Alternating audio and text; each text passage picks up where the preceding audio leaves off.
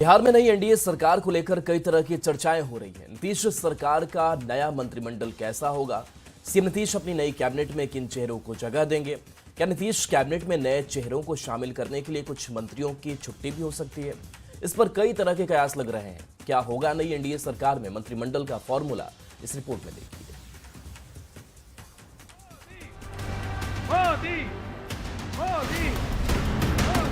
बिहार विधानसभा चुनाव में एनडीए की ऐतिहासिक जीत के बाद नीतीश कुमार सरकार गठन की तैयारी में जुट गए हैं।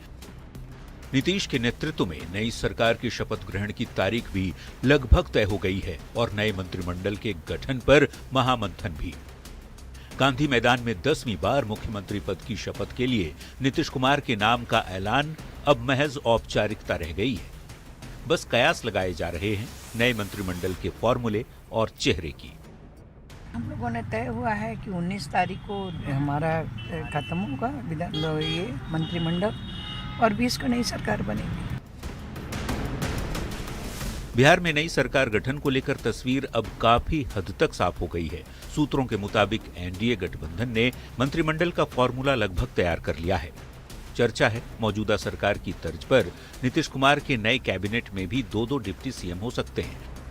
बिहार में इस बार का नतीजा 2020 के चुनाव से बिल्कुल अलग है। इस लिहाज से मंत्रिमंडल का स्वरूप भी उसी लिहाज से होगा।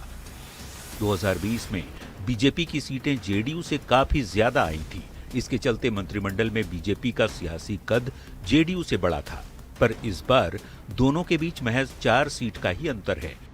ऐसे में नई कैबिनेट कैसी होगी, इस पर भी मंथन जारी है। बिल्कुल, अब 20 तारीख को फिर नई सरकार बन जाएगी, जाकर कंटिन्यू हो जाएगा, जाकर गैप सवाल ही नहीं जाकर के है। और 20 तारीख को ऐतिहासिक सभी रिकॉर्ड टूटेंगे। गांधी मैदान में क्षमता जो है उससे अधिक लोग आने वाले।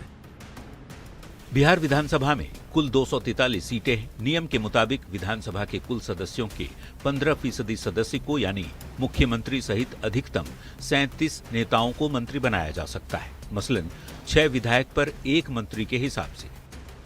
बीजेपी के 15 से 16, जेडीयू के 14, एलजेपी रामविलास के 3, आरएलएम और हम के 1-1 मंत्री बनाए जा सकते हैं। नई कैबिनेट में सहयोगी दलों के साथ साथ जातीय और क्षेत्रीय समीकरण का भी खास ख्याल रखा जाएगा। जीत है उस नेतृत्व की जिसने बिहार को बदला है। यशस्वी प्रधानमंत्री जी और यशस्वी मुख्यमंत्री जी के नेतृत्व में हम सबों ने बिहार को बदलने का जो काम किया, माननीय मोदी जी और नीतीश जी के नेतृत्व में सब लोग मिलकर काम करेगा और बिहार को आगे ले जाने का काम करेगा। पूरा बिहार इस बार एक हो गया है, जात पात धर्म से ऊपर उठ के। यही है कि एनडीए की प्रचंड जीत हुई है। भी लोगों की उम्मीदें जगाई गई है, उस सभी उम्मीदों पर खड़ा उतरना।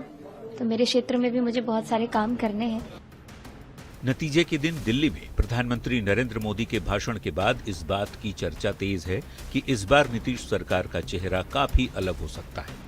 विकास की गति तेज करने के लिए अनुभवी मंत्रियों के साथ साथ युवाओं को भी कैबिनेट में जगह मिल सकती है। लिहाजा कई नए चेहरे मंत्रिमंडल में शामिल हो सकते हैं और कुछ पुराने चेहरों की छुट्टी भी हो सकती है। सीट बंटवारे की तरह बीजेपी और जेडीयू के बीच मंत्रिमंडल में 50-50 का फॉर्मूला और कुछ विभागों की अदला बदली भी हो सकती है। ऐसे में ये देखना होगा नीतीश की नई टीम का स्वरूप कैसा होता है, जिस पर सभी की निगाहें टिकी हुई हैं। पटना संवाददाता आनंद अमृतराज के साथ ब्यूरो रिपोर्ट, न्यूज़ 18।